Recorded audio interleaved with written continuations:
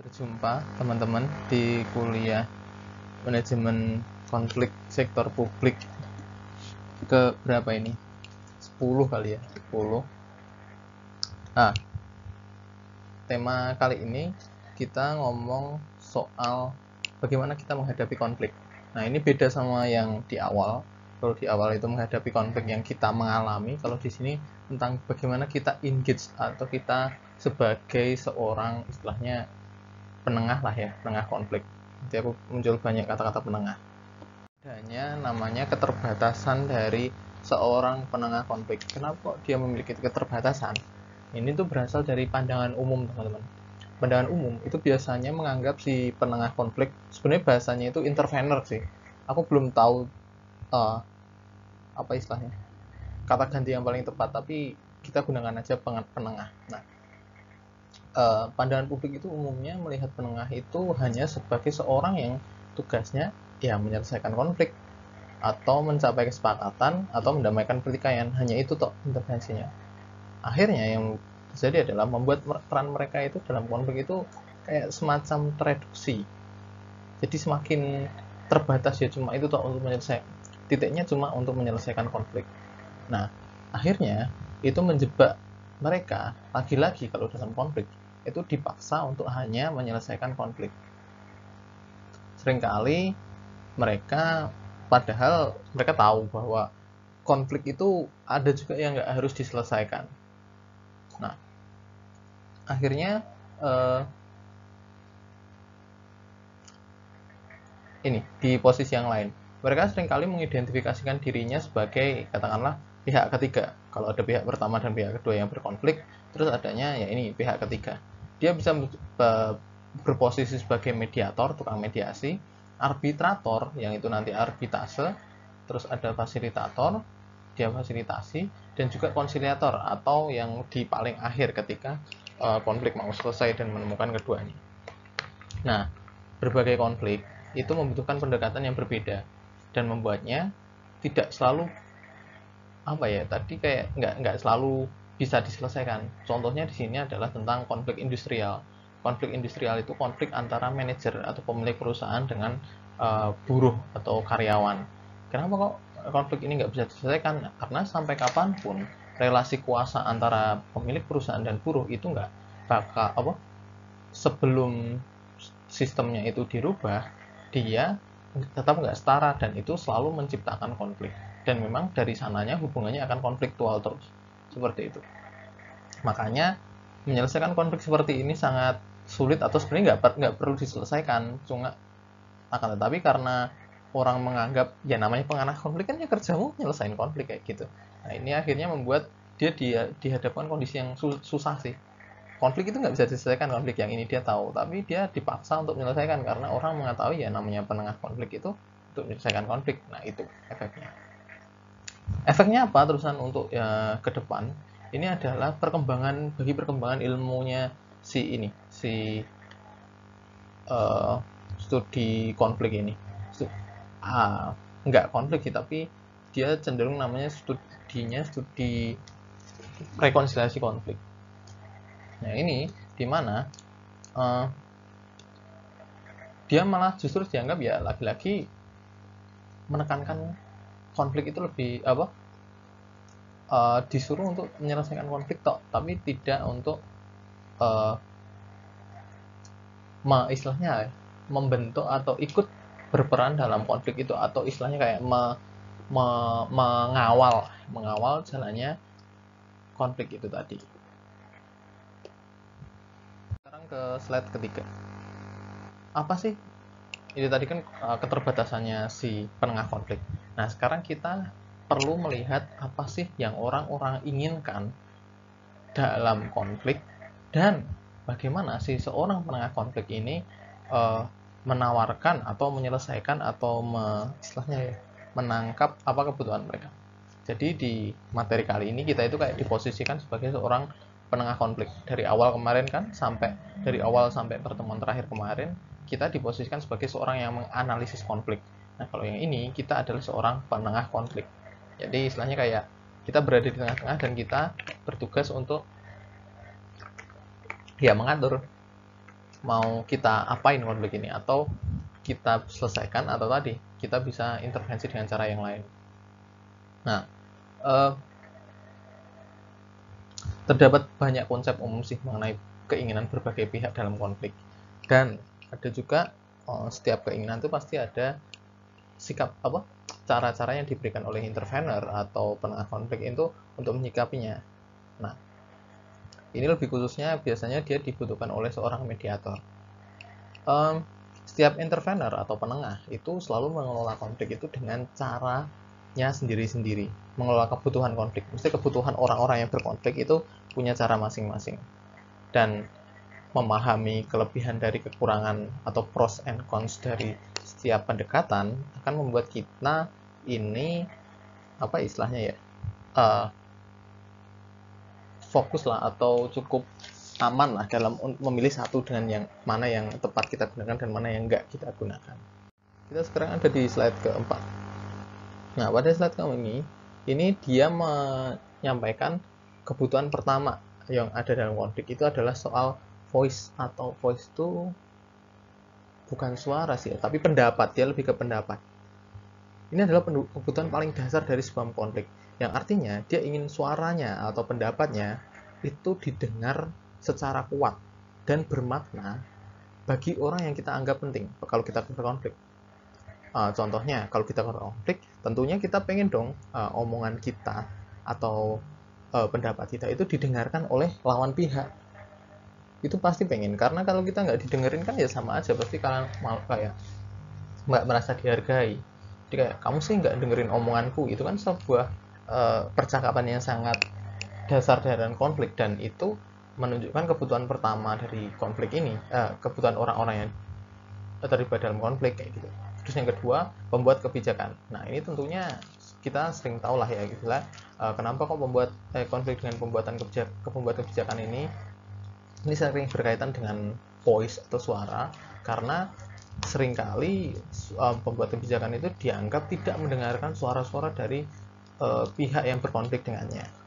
Terus yang kedua, publik itu ya masyarakat luas lah ya, supaya istilahnya semua orang tahu lah apa yang dia pikirkan dan lain sebagainya. Terus ada juga orang atau pihak yang memiliki legitimasi secara sosial dan budaya. Ya ini kayak ketua adat, ketua suku, mbah kaum kalau di Jawa, atau di Jogja yang lebih tepatnya, atau Pak Kiai dan lain sebagainya. Dan ataupun siapapun yang ingin kita sampaikan pesannya. Nah itu. Akan tetapi faktanya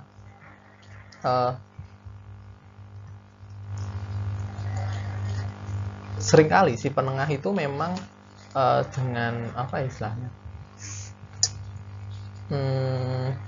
dengan bukan aktif, tapi dengan sengaja itu memang meningkatkan eskalasi konflik. Istilahnya konfliknya masih biasa aja sih, terus sama dia emang diarahkan supaya semakin memanas konfliknya. Kenapa kok malah diarahkan semakin memanas? Kenapa nggak diselesaikan di situ aja? Tujuannya adalah biar suara yang satunya itu menjadi semakin bermakna. Artinya semakin bermakna itu setiap perkataan yang disampaikan itu akan memiliki arti bagi si pihak lawannya. Nah, di sini posisinya ada namanya pengacara. Kenapa kok di sini tiba-tiba muncul pengacara? Pengacara ini seringkali menjadi pihak yang dia itu berposisi untuk menyampaikan suara. Jadi menggantikan orang untuk menyampaikan suara, sehingga dia seringkali disebut sebagai juru bicara toh. Nah, intinya apa yang disampaikan si pengacara ini, dia itu ingin membuat bahwa kamu, si pihak yang berselisih, nanti suaramu akan kuwakilkan dan akan kusampaikan kepada orang yang tepat, atau orang yang penting, atau orang yang ku tahu akan bisa memberikan manfaat atau feedback buatmu kayak gitu. Nah, akan tetapi pengacara juga akan terbatasi. Sebagai pengacara itu selalu terbatasi, karena mau nggak mau dia perlu untuk merahasiakan apa yang dia sampaikan, diskusinya dia dengan kliennya, agar tidak diketahui oleh pihak lawan. Kenapa kok kayak gitu? Karena ketika suara tadi yang dari klien ke si pengacara itu tahu oleh pihak lawannya, itu bisa menjadi sebuah peluang lawannya untuk menyerang si tadi si si pengacara dan kliennya tadi. Nah, akan tetapi pengacara di tatanan apa istilahnya jurisdiksi atau kehakiman itu beda perannya sama si mediator. Beda banget kalau mediator. Kalau mediator emang dia sengaja memancing semua pesan dari semua orang itu supaya keluar. Jadi kayak nggak ada yang ditutupin kayak pengacara tadi, tapi dia emang sengaja ingin mengumbar. Apa sih tujuannya kok dia tiba-tiba pengen mengumbar? Kenapa kayak gitu? Kenapa kok dia itu mengumbar? Karena tujuannya adalah supaya rahasia-rahasia itu justru bisa didengar oleh pihak lawan. Artinya apa? Ketika rahasia-rahasia itu bisa didengar oleh pihak lawan dan yang lain juga akan mendengar, jadinya adalah akan ketemu titik temu. Nah, di sini nanti sampai ke belakang, di sini lalu akan ada perbedaan antara mediator dan mediasi, dan juga kalau disalah di sini itu soal ini pakai mekanisme arbitrase atau mekanisme jalur hukum lah gampangnya. Namanya mediator itu kan dia lebih ke yang mekanismenya informal atau kekeluargaan lah gampangnya. Nah, dia tujuannya itu biar semua orang itu nggak ada rahasia-rahasiaan, dan ketika semua udah saling tahu, akhirnya konflik akan berkurang gitu. Nah, itu tadi kebutuhan pertama, namanya suara tadi. Dan kedua, kebutuhan untuk validasi. Validasi itu gini, dia itu merujuk bahwa setiap orang itu pasti ingin tahu lah ya, bahwa kepercayaan dia, pandangan dia, dan perasaan dia itu dipahami oleh mereka. Mereka itu bisa jadi pihak lawan atau pendapat yang bermakna bagi kita tadi, kayak pengambil kebijakan, tokoh-tokoh penting, terus yang tadi yang dijelaskan di awal tadi, dan itu kayak dapat diterima sebagai legitimasi. Maksudnya kayak ini bukan pembenaran, beda sama pembenaran. Kalau di sini tuh kayak cuma kamu ngomong bahwa aku kemarin itu habis makan jambu misalkan kayak gitu. Nah, cukup orang itu dia makan jambu, oke dia nggak bohong. Nah, itu sampai itu validasi itu kayak gitu, kayak bahwa aku pengen tahu nih, aku tuh harus memastikan bahwa orang ini tuh benar-benar percaya bahwa aku tuh makan jambu gitu. Tapi bukan pembenaran maksudku dengan kalau kamu makan jambu berarti itu benar, enggak sampai situ. Tapi dia menganggap bahwa ya itu tadi aja, bahwa aku makan jambu dan orang lain tahu bahwa aku makan jambu gitu. Terus selanjutnya, nah untuk melakukan validasi itu gampangnya kayak mengecek kebenaran dari apa yang disampaikan seseorang itu secara nyata atau secara umum atau secara yang aslinya itu bukan susah, dia membutuhkan waktu yang lama. Kenapa? Karena ya mau nggak mau kita harus hidup menyelami kepercayaan yang dia lakukan, dia pilih. Terus kita juga harus memahami perasaan dia, hingga bahkan kita perlu menyuruhkan tenaga untuk memahami tabiat mereka, tindakan mereka, dan lain sebagainya. Ini biasanya dilakukan ketika kita riset. Nah, kalau riset memang membutuhkan untuk mengetahui benar nggak sih bapak ini itu termasuk orang miskin atau enggak, dan benar nggak sih bapak ini tuh menganggap bahwa apa istilahnya memakan apa itu nggak apa-apa gitu. Kita harus mengetahui kepercayaan dia. Kita harus kayak cara paling efektifnya dari sini atau kata paling sederhananya adalah live in, tinggal di tempat dia. Ini kayak kalau nggak salah ada satu cerita di Papua, ada yang riset soal suku apa gitu, dia bahkan sampai menikah, peneliti dari Eropa, dia bahkan sampai mau yang cenderung kulit putih, dia bahkan sampai mau menikahi kepala suku. Tujuannya ya dia ingin mengetahui bagaimana cara mereka bertahan hidup dan bagaimana mereka bersosialisasi dan lain sebagainya. Hanya untuk keperluan riset bahkan, atau gampangnya lebih validasi riset. Nah, kalau untuk konflik ini cenderung dihindari karena itu membutuhkan waktu yang cukup lama. Nanti kalau kita bisa pakai hal yang lebih sederhana, gampangannya adalah dengan cara mempelajari dan mengidentifikasi perasaan dari orang yang kita dampingi lah istilahnya. Kita pelajari, ini orang ini kalau ngomong kayak gini dia berbohong atau enggak. Terus kita kayak apa ya, memahami aja gerak-geriknya dan lain sebagainya. Terus kita juga seringkali mendengar pendapatnya, apakah omongannya gitu kita bisa menilai kok ketika orang itu ngomong setiap hari, terus kita berdiskusi dengan dia dan kita melihat gelagatnya, kita bisa menilai oh orang ini tuh melebih-lebihkan atau menyembunyikan sesuatu atau dia bicara apa adanya. Nah, kayak gitu. Jadi, pakainya itu aja. Jadi berkaitan sama tutur kata dan juga sikapnya sehari-hari. Nggak sampai yang tadi harus tinggal tadi nggak. Nah, terus pengacara itu sering sih menggunakan tadi kayak mekanisme ini yang ngecek omongan sama ngecek ininya, karena itu nggak apa-apa sih, kita nggak terlalu membutuhkan validasi yang cukup dalam untuk konflik-konflik yang sifatnya dangkal. Maksudnya dangkal tuh kayak dia nggak sampai apa ya, berlarut-larut dan sangat menimbulkan adanya perbedaan atau regesean kepercayaan tertentu. Kayak misalkan kalau konfliknya misalkan Ahok dengan ini, nah itu sebenarnya kita perlu melakukan validasi yang cukup lebih panjang. Tapi kalau untuk konflik misalkan ada artis yang dilaporkan karena apa, itu nggak usah sih, nggak usah validasi ribet-ribet, nggak mau, karena konfliknya ya cuma konflik yang remeh-temeh lebih tepatnya. Terus nah, validasi akan menjadi hal yang penting ketika konflik semakin mendalam tadi, kayak konflik antar etnis yang konflik misalkan konflik antara Sunni dan Syiah. Kenapa kok mereka itu berkonflik? Nah, seorang penengah itu harus mau nggak mau itu harus menyelami kepercayaan dari keduanya. Nggak mau, karena ini konfliknya cukup dalam istilahnya. Karena melibatkan kepercayaan yang berbeda dan sama-sama kepercayaan itu menganggap salah satunya salah dan yang dia benar.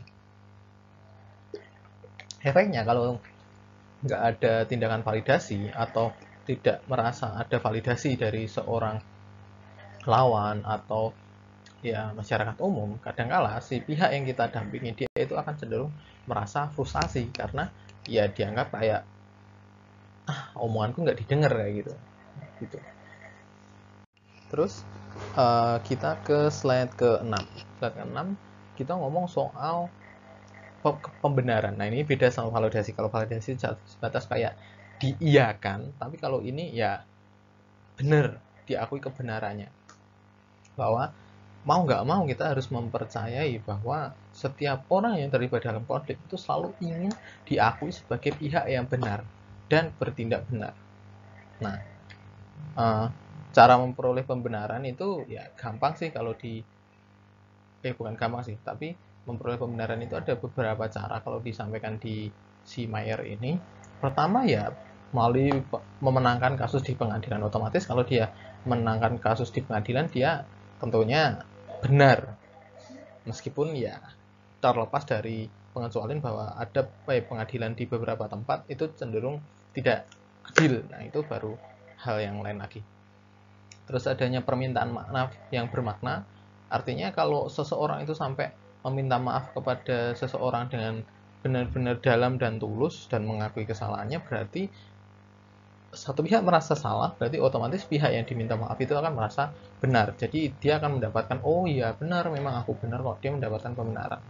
Terus adanya mencapai hasil yang diinginkan ini berkaitan sama ya ketika konflik, terus nah kan benar kan, hasil akhirnya itu sesuai dengan dugaanku. Nah, itu berkaitan sama pembenarannya.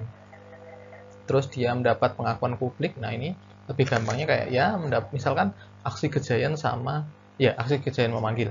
Sebagian besar masyarakat menganggap yang di awal, yang dulu aksi kejayaan memanggil yang 30 September itu sebagian menganggap itu gerakan dari ya salah satu oposisi pemerintah.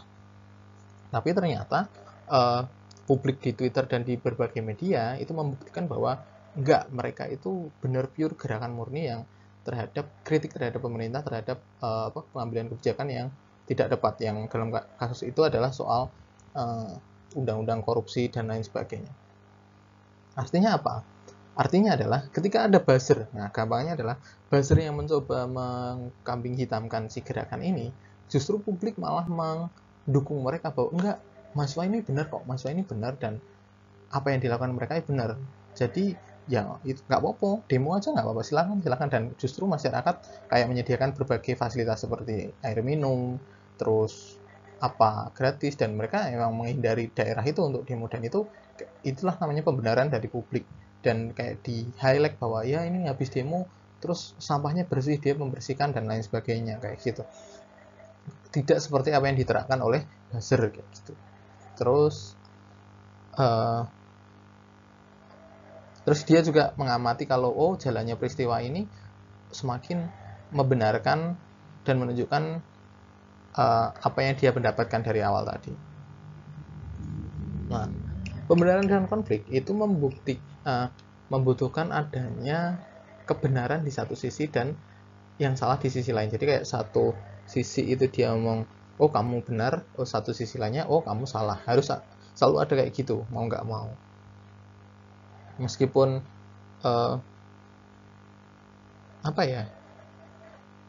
meskipun kedua pihak itu sama-sama memiliki potensi, satunya benar dan satunya salah, dan satunya bisa jadi salah dan satunya bisa lagi benar. Namun pembenaran itu diharuskan dia tidak ambigu, artinya ya tidak mencurigakan ya, kayak ada beberapa kasus pengadilan yang misalkan dia menjatuhkan hukum yang agak aneh. Misalkan kemarin kita bisa ambil contoh kayak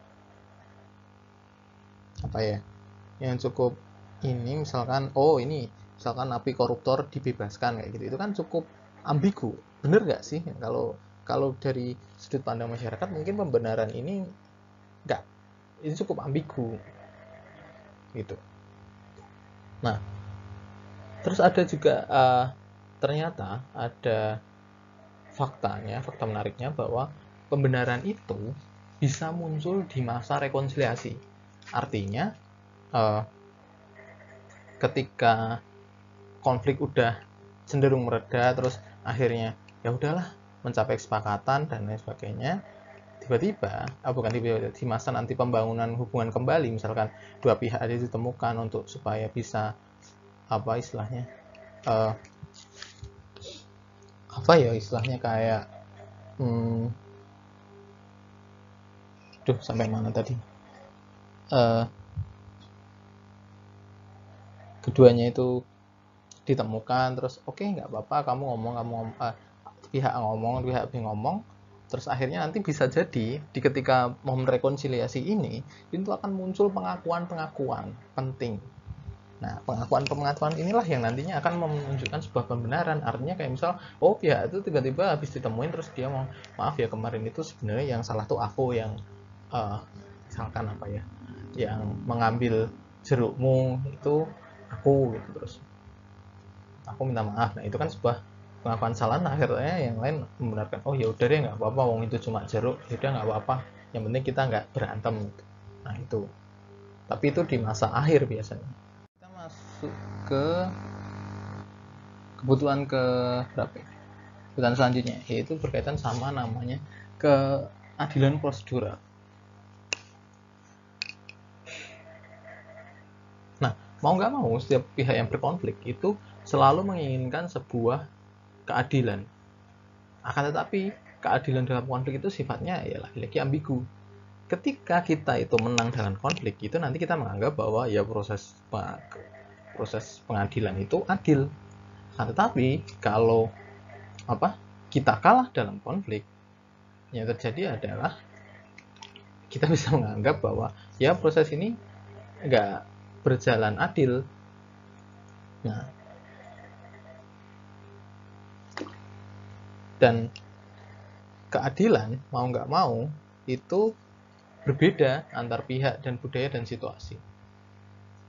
Nah, proses yang adil mensyaratkan kita itu bahwa kita tidak membebani sebuah proses itu dikatakan adil. Syarat-syaratnya itu kita akan merasa, satu, kita tidak terbebani. Kedua, dia tentu akan relevan dengan aduan yang kita sampaikan. Terus ketiga, adanya pengelolaan yang kredibel, yang artinya di semuanya bisa terlibat. Jadi kalau sebuah proses penyelesaian konflik kayak gitu, semuanya bisa sama-sama ngomong, nah itu baru adil. Tapi kalau yang satu ngomong satu enggak, nah itu enggak adil namanya gitu. Dan prosedurnya adil, maksudnya. Dan tentunya juga sebuah prosedur itu memiliki kapasitas untuk memberikan apa yang kita inginkan. Kita sering merefleksikan atau mendefinisikan namanya sesuatu yang adil itu perlu adanya standar. Nah, makanya seringkali jalur litigasi atau pengadilan itu dianggap sebagai tempat yang paling adil karena di situ adanya standar yang jelas, terus adanya transparansi, terus dia juga katakannya memiliki namanya makna yang aplikatif, artinya apa ya, kebijakannya itu bukan kebijakan, keputusan dari situ tuh langsung konkret gitu. Nah, beda dengan mediasi. Kalau mediasi menawarkan keadilan atau menawarkan bahwa prosesnya ini berjalan adil, itu berkaitan dengan komitmen yang diberikannya untuk tidak berpihak kepada setiap pihak yang berkonflik dan dia menjamin bahwa saya adil. Nah, akan tetapi mediasi itu nggak punya apa istilahnya sanksi seperti dalam litigasi. Jadi kayak misalkan, oke, kalau ada yang curang nanti akan diberikan sanksi, misalkan ditahan atau dinama. Kalau mediasi nggak bisa, dia nggak punya kerangka kuat untuk menciptakan itu. Poin selanjutnya itu adalah kebutuhan soal dampak. Mau nggak mau, seorang terlibat dalam konflik itu selalu menginginkan bahwa akan ada kebutuhan kita yang terpenuhi, terakomodasi, dan ada tujuan yang lanjut. Jadi selalu pengen ada dampak gitu loh. Kalau kita ikut konflik ya kita itu harus ada dampaknya bagi kita. Istilahnya kayak kita akan mendapatkan apa yang kita perjuangkan atau ya udah kita akan kehilangan, dan setiap pihak yang berkonflik membutuhkan dampak itu. Dan kalau sebelum pakai istilahnya mekanisme litigasi, pakai mekanisme mediasi aja, cara paling sederhana untuk menangani kebutuhan akan dampak di kedua pihak itu adalah dengan membangun kesepakatan. Jadi oke, keduanya udah bertemu, terus ya udah kita sepakat untuk satunya sepakat untuk merelakan tanahnya sekian misalkan, dan satunya sepakat untuk merelakan tanahnya sekian. Namun itu tidak bisa terrealisasi sesederhana itu. Kita semua tahu. Akhirnya ya mau nggak mau kita lalu jalan paling terakhir adalah ya lagi-lagi dilempar ke mekanisme litigasi. Karena kalau di litigasi pasti ya setiap pihak akan mendapatkan dampaknya. Yang menang akan mendapatkan apa yang dikonflikkan tadi, yang kalah ya akan kehilangan mau nggak mau. Terus poin terakhir kebutuhannya itu adalah kebutuhan soal keamanan. Dalam setiap konflik, kita itu ingin menghadapinya dengan tentunya sekuat mungkin, sepowerful mungkin kalau kita datang ke konflik itu, supaya kita menang. Tapi secara bersamaan, kita itu juga menginginkan aman. Perasaan aman itu pasti mau. Nggak mau, mau nggak mau itu harus ada lah istilahnya kayak gitu. Nah, kalau mediasi itu menawarkan keamanan itu melalui adanya kerahasiaan proses. Terus si mediator ini tidak berpihak pada masing-masing pihak. Terus dengan juga nanti ada cara pertukaran, artinya cara pertukaran itu kayak pesannya itu gimana, cara penyampaiannya itu cenderung lebih soft kalau pakai mediasi, sehingga tidak bisa langsung memicu konflik yang berakibat fatal lah namanya. Namun ketika dalam posisi rentan, nah akan tetapi gini, buruknya mekanisme si mediasi ini kalau dipakai dalam kasus ketika satu pihak itu memiliki posisi yang rentan dan pihak lain itu memiliki posisi yang luas. Gampangannya gini, teman-teman tentu mengikuti apa istilahnya kasus soal pelecehan seksual yang dilakukan oleh salah satu dosen UGM terhadap mahasiswinya di tahun 2019 lalu kalau nggak salah. Kasusnya ramainya yang Agni itu. Nah, kalau nggak salah, ada salah satu mekanisme yang ditawarkan oleh pihak universitas, yaitu adalah ingin menemukan. Ingin menemukan itu artinya ingin memediasi, gampangannya. Penemuannya adalah mediasi, menemukan antara gimana? Kok Agni? Sorry. Oh, sorry bener-bener. Sorry ya. Sorry, bukan Agni. Berarti, oh iya bener. Agni iya, dan juga ada satu lagi.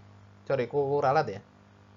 Yang pertama, Agni, kalau Agni ini dengan si pelaku, teman-teman sesama teman KKN-nya. Terus yang satunya lagi, ini dosen dengan mahasiswa. Sebenarnya dua, kalau yang satu ini nggak terlihat sih. Kalau ini yang ramai Agni, sorry. Aku yang Agni aja, fokus ke Agni. Sorry, ku ulang. Jadi waktu itu yang ditawarkan adalah menemukan si Agni sebagai pihak yang berkonflik satunya atau berposisi sebagai korban dengan si pihak yang istilahnya melakukan pelecehan seksual pada dia. Kalau nggak salah mahasiswa dari Fakultas Teknik di UGM kayak gitu. Itu ditawarkan kayak gitu mekanismenya. Dalam kondisi seperti ini kita tahu bahwa posisi Agni itu cukup rentan karena dia mengalami semacam trauma. Nah, gimana cara terus dengan posisi kayak gitu ditemukan dengan pihak yang membuat dia trauma, sama saja itu akan membuat tingkat trauma dan stres dia semakin tinggi. Nah, ini adalah salah satu kelemahan dalam mediasi. Pihak yang paling rentan itu pasti akan menjadi pihak yang paling tidak aman dan dia akan merasa terancam, tidak aman, tidak bebas mengeluarkan pendapatnya dan merasa disudutkan. Itu kelemahan dari mediasi atau apa ya istilahnya penemuannya itu. Nah, terintimidasi, benar, terintimidasi. Makanya ya kalau mekanismenya kayak gini, pakailah litigasi yang artinya ya udah pakai jalur hukum aja yang itu nanti prosesnya akan berjalan lebih formal. Dan keamanan dari keduanya itu cenderung cukup terjaga karena adanya tawaran dari bantuan hukum tadi. Tentunya si Agni akan mendapatkan bantuan hukum, misalkan di sini pihak waktu itu adalah LBH, sedangkan yang dari kampus ya ada pihak yang menjadi bantuan hukumnya kayak gitu. Akan tetapi kadang juga kalau kita pakai mekanisme litigasi, lagi-lagi ada hal yang penting itu adalah litigasi itu nggak menjamin bahwa si pihak yang berkonflik atau si yang lebih kuat dalam konflik itu akan menemui